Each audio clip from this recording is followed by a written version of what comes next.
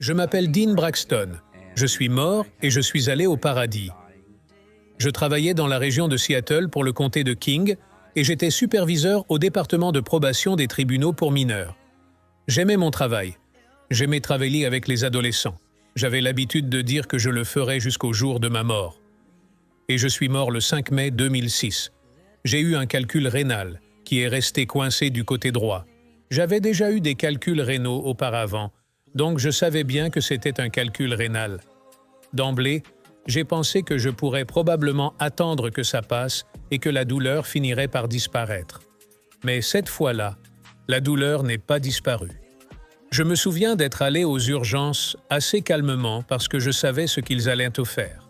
J'avais déjà subi ces procédures, alors je savais qu'ils m'emmèneraient dans une pièce, qu'ils me donneraient de la morphine et que la douleur disparaîtrait. J'avais également une infection rénale et ils m'ont donné des antibiotiques pour la soigner. Ils ont décidé de me garder pour la nuit avant de procéder à l'opération. Ils m'ont donc gardé la nuit et m'ont donné des antibiotiques. Le lendemain, l'opération s'est déroulée sans problème. Ils ont fractionné les calculs, mais ils ont aussi découvert que je faisais partie des personnes sur lesquelles les antibiotiques n'avaient pas d'effet au niveau de l'infection. Lorsqu'ils ont fractionné les calculs, les toxines ont pénétré dans mon système sanguin et je suis devenu ce que l'on appelle septique. Tout dans mon corps a commencé à s'arrêter, y compris mon cœur et mes poumons, selon les dossiers médicaux. J'ai été considéré comme cliniquement mort pendant environ 1 heure et 45 minutes. Mais l'une des choses qui m'a le plus marqué, c'est la paix dans la mort. Alors que je savais que j'étais en train de mourir, j'ai été surpris de voir à quel point je n'avais pas peur. J'étais né de nouveau. J'étais chrétien et je savais que l'on allait au paradis quand on mourait. Et je m'en réjouissais. Même lorsque j'ai réalisé que j'allais mourir, je me suis dit « Je vais mourir. Je rentre chez moi. » Je me souviens d'avoir quitté mon corps et d'avoir traversé les étages de l'hôpital jusqu'à voir le ciel bleu. Je me souviens aussi d'être allé dans l'espace. Tout était si rapide. J'ai toujours essayé de comprendre à quelle vitesse tout ce processus s'était déroulé. J'ai lu la Bible et je me souviens d'avoir lu un passage qui dit qu'être séparé de son corps, c'est être en présence du Seigneur. Et je peux dire que c'était ça. C'était ça. C'est ce qui s'est passé. Je me déplaçais si vite. Je dirais même plus vite qu'une personne ne peut cligner des yeux. C'est-à-dire que tant que la paupière supérieure touche la paupière inférieure, j'étais déjà au paradis. C'est donc à cette vitesse que je suis arrivé au paradis. Alors que j'arrivais dans ce royaume, je me souviens d'avoir vu devant moi comme une lumière au bout du tunnel, parce qu'il faisait sombre dans cet endroit. Je me souviens que ce n'était pas tant une lumière au bout d'un tunnel pour moi, mais plutôt une fenêtre. Cela ressemblait à une fenêtre. Je ne dis pas que c'était une fenêtre, mais c'est la meilleure façon de la décrire. En m'approchant de cette fenêtre, je me souviens l'avoir traversée, et tout me semblait parfait. Il n'y avait rien de mauvais. C'était la paix. Il n'y avait rien qui puisse vous agiter, rien qui puisse vous énerver. Ce qui m'a le plus marqué, c'est combien j'appartenais à cet endroit. Je ne me rendais pas compte à quel point je ne me sentais pas à ma place avant de vivre cette expérience. Mais quand j'y suis allé, j'ai senti que j'étais le bienvenu. Tout au paradis m'accueillait. Je ne parle pas seulement de Dieu Tout-Puissant, de Jésus-Christ ou du Saint-Esprit. Je veux dire que tout au ciel était heureux que je sois là, et je l'ai senti en regardant tout ce qui m'entourait. Il y avait des arbres, et j'ai senti que les arbres m'accueillaient. J'ai regardé les fleurs, et elles semblaient me souhaiter la bienvenue. Tout là-bas était ravi que je sois arrivé.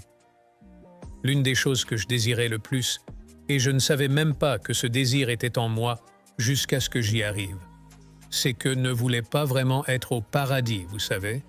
Je voulais voir Jésus-Christ. Je voulais le voir face à face. C'était si important pour moi. Le paradis n'est pas le paradis sans le Père et Jésus. Ils forment le paradis. J'ai alors compris que ce n'était pas tant un lieu dans lequel vous voulez être, mais une personne, en la présence de qui vous voulez être. Alors que je traversais une forêt, car il y avait une forêt devant moi avec tous ces arbres, je savais que Jésus-Christ était à travers ces arbres. Je me souviens avoir pensé que je devais traverser ces arbres pour voir où il était. Alors que je traversais les arbres, ils se séparèrent devant moi, me laissant passer, me faisant un chemin. Et j'avais l'impression que ces arbres de chaque côté de moi disaient « Il va voir le roi. Il va voir le roi.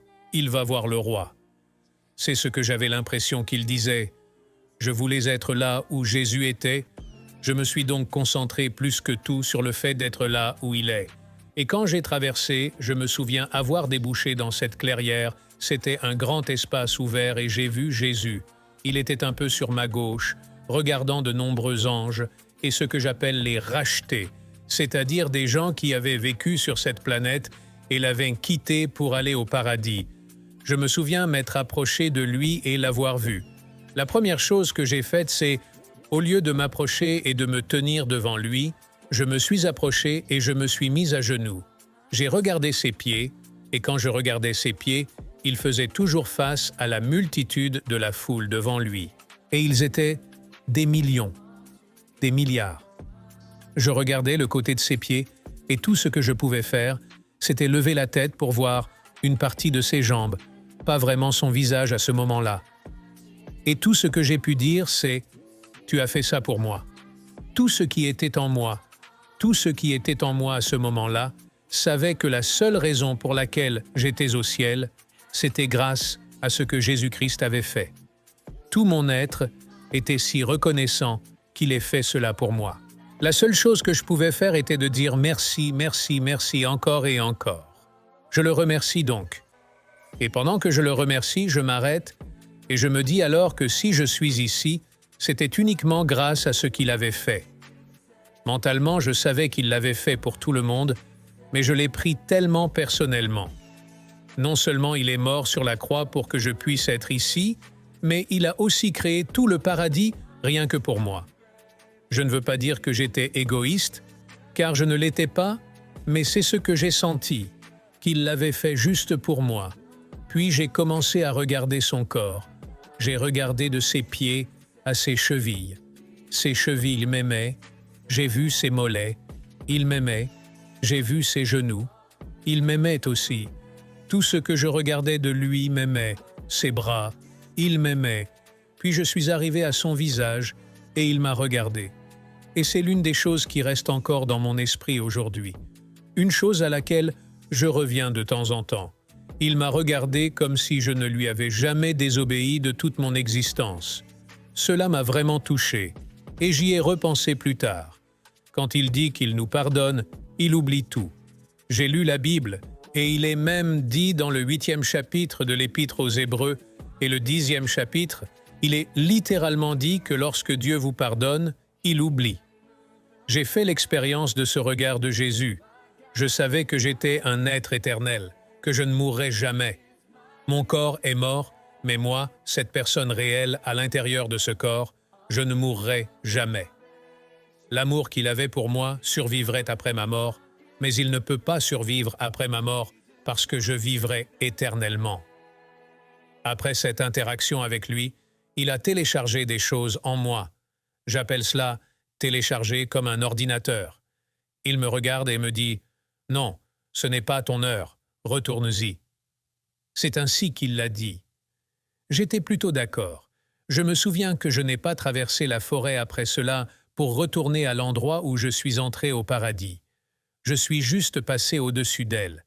C'est comme si je l'avais survolée. Il n'y avait pas vraiment de vol, c'est comme si j'étais à 3 mètres au-dessus de la surface. La meilleure façon de vous décrire cela, c'est de lire la Bible, c'est comme quand Jésus a marché sur l'eau. Et il n'y a pas de peur, alors vous allez aussi haut que vous le voulez. Mais donc, je me souviens d'avoir traversé les arbres et d'être retourné à cet endroit. Et quand je suis arrivé à l'endroit depuis lequel j'allais sortir, ce n'était pas comme s'il y avait une porte. Il n'ouvre pas une porte et vous sortez. Plutôt, c'était comme si je savais que le prochain pas que je ferais me ferait sortir de ce royaume. Je me souviens d'être resté là un moment et d'avoir senti que mon corps n'était pas prêt. Il n'était pas prêt, et j'étais si heureux qu'il ne soit pas prêt. Je me souviens donc m'être retourné et avoir dit « Oui ». La forêt était devant moi, et je savais que Jésus était de l'autre côté de la forêt, mais je sentais que je pouvais aller à gauche de la forêt. Et tandis que je me dirigeais donc vers la gauche de la forêt, toute la création était si joyeuse. J'ai vu des montagnes, et elles étaient magnifiques. Elles se déplaçaient comme les vagues de l'océan. Au fur et à mesure qu'elles se déplaçaient, j'avais l'impression que les vagues de l'océan passaient à mes côtés, mais c'était bien des montagnes, et non des vagues. Je me suis dit que c'était merveilleux. Et j'aimais vraiment cet endroit, parce que honnêtement je pensais que j'allais y rester. Je savais que je devais retourner auprès de Jésus. Je suis donc retourné vers Jésus, et je l'ai contourné par l'autre côté cette fois. Et pour une raison quelconque, je suis passé derrière lui et je suis revenu à la position dans laquelle je me trouvais la première fois. Et je me suis à nouveau prosterné devant lui. Puis il m'a dit d'autres choses. Il m'a parlé un peu plus de ce qui se passe là-bas. Je me souviens de la lumière qui émanait de lui. Je ne l'ai pas dit la première fois, mais il y avait cette grande lumière qui émanait de lui et m'enveloppait. Après cette interaction, il me regarde à nouveau. Il me regarde à nouveau avec ses yeux magnifiques et aimants. Et il me dit à nouveau, « Non, ce n'est pas ton heure, rentre. » Une seconde fois, je me dis, « Mince. » Je repasse encore une fois au-dessus des arbres et j'arrive au seuil de l'endroit où je suis arrivé. Je dois faire un pas de plus pour sortir. Je me prépare donc à partir et soudain, une nouvelle fois, je sens que mon corps n'est pas prêt. Je me dis, « Wouhou, je reste !» Alors cette fois-ci, au lieu d'aller à droite de la forêt, je passe par la gauche. Je vois et je ressens encore tant de choses formidables. J'ai l'impression que ce côté est plutôt celui des liquides, comme l'eau, les mers, les rivières. Je ne sais pas pourquoi, ils étaient tous de ce côté. Ils étaient bleus, mais les bleus étaient plus bleus que chez nous. Les couleurs y sont plus vives que vous ne pouvez l'imaginer. Je continue mon chemin. Je vois plein de choses. Je vois aussi beaucoup d'animaux différents de ce côté. Vous savez, il y a beaucoup d'animaux au paradis. Puis, je reviens jusqu'à Jésus. Ils étaient déjà là. Je ne sais pas pourquoi je ne les ai pas reconnus. Une nouvelle fois, je retourne à l'endroit où j'étais allé devant Jésus, regardant ses pieds.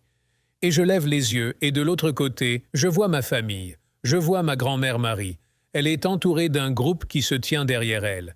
Et derrière elle, il y a des parents, des membres de la famille et d'autres derrière eux. C'étaient des générations après l'autre de tous ceux qui ont été en lien avec Jésus-Christ et le Père. Ils étaient tous venus me saluer. Je me suis rendu compte qu'ils étaient là la première fois que j'étais avec Jésus. Je sais aussi qu'ils étaient là la deuxième fois que j'étais avec Jésus. Mais je ne me suis pas du tout concentré sur eux. Je me suis surtout concentré sur Jésus. Mais cette fois-ci, pour une quelconque raison, je me suis concentré sur Jésus, puis ensuite sur eux. Parfois, les gens me demandent à quoi ils ressemblaient. Il est difficile de décrire les gens au ciel parce que le temps n'existe pas. Mais je dis aux gens qu'ils étaient brillants, ils avaient de grands sourires et une joie pure. Plus tard, je me suis dit, « Waouh, j'ai pu voir toute ma famille au paradis en train de me sourire. » Je me suis dit que je n'avais jamais vu cela sur la planète et qu'on ne s'était jamais apprécié comme cela. Je ne savais pas que la famille était comme ça au paradis. Je pensais que nous étions tous la famille de Dieu, que nous nous verrions, et c'est ainsi. Mais en réalité, la famille est très importante pour Dieu, et je l'ai compris là-bas. Il y avait des gens dont je ne pensais pas qu'ils seraient là. Je pensais qu'ils n'iraient pas au paradis parce qu'ils ne répondaient pas aux critères que j'avais pour le paradis. Ils répondaient aux critères de Dieu, mais pas aux miens. Le critère de Dieu est l'acceptance en Jésus-Christ comme Seigneur et Sauveur. C'est le critère que Dieu demande. Alors voilà, ma famille vient me saluer. Jésus charge beaucoup de choses en moi. Je fais l'expérience de ce que c'est que d'être au ciel. Et tout le ciel se réunissant et louant et adorant Dieu.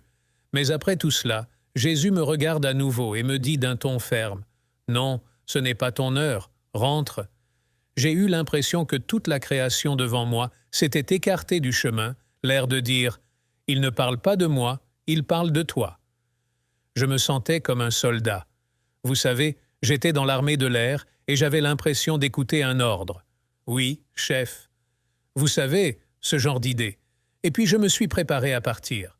J'ai eu l'impression qu'il me disait « J'ai plus besoin de toi là-bas que je n'ai besoin de toi ici. » C'est ce que j'ai ressenti. Il n'a pas prononcé ces mots, mais c'est ce que je ressentais. C'est ce que je sentais. Ma grand-mère Marie me regarde pendant qu'il dit cela, et elle me dit « Ramène le plus grand nombre possible d'entre nous avec toi ». Elle parlait de toute ma famille, ici sur la planète Terre. J'ai donc salué Jésus, j'ai traversé à nouveau tous ces arbres, et je suis arrivé au bord du ciel. J'ai fait un pas, je suis sorti, et je suis revenu dans ce monde. Et j'étais triste. Je me sentais comme un bébé qui pleure fort. Je me souviens d'être entré dans la chambre d'hôpital et d'avoir plané au-dessus du lit où se trouvait le corps. Ils avaient arrêté de travailler sur moi et commençaient à ranger le matériel. Le médecin a même dit qu'il signait le certificat de décès à ce moment-là. Je me souviens, je ne sais pas pourquoi j'ai fait ça. J'ai regardé mon corps depuis le haut, il était là, je l'ai regardé et j'ai plané au-dessus. Puis je me suis retourné et je suis entré dans mon corps. Les médecins étaient là et le moniteur cardiaque a fait bip, bip, bip. Il a commencé à émettre des bips et ils ont commencé à tous revenir. Ils m'ont intubé, ils m'ont mis un tube dans la gorge, vous savez ce que c'est. Ils m'ont fait respirer à nouveau et tout ça. Vous savez, je ne voulais pas vraiment revenir, mais j'avais l'impression qu'ils me disaient « J'ai plus besoin de toi là-bas que de toi ici ». Et comment ai-je changé depuis? Eh bien, je regarde les choses d'un point de vue éternel. Je ne saisis plus les choses de la même manière qu'avant. Et ce que je veux dire par là, c'est que je ne m'accroche plus aux choses. Ce n'est pas que je m'en débarrasse, parce que je sais que nous en avons besoin ici sur la planète, mais si elles partent, je ne les pleure pas. Ma femme pourrait probablement vous parler davantage des changements, parce qu'elle a vu la différence en moi. Mais c'est l'histoire. Et il y a bien des choses que pourrait dire. Mais c'est l'histoire que je vais partager avec vous aujourd'hui. J'espère qu'elle vous a plu. J'ai pris beaucoup de plaisir à vous la raconter.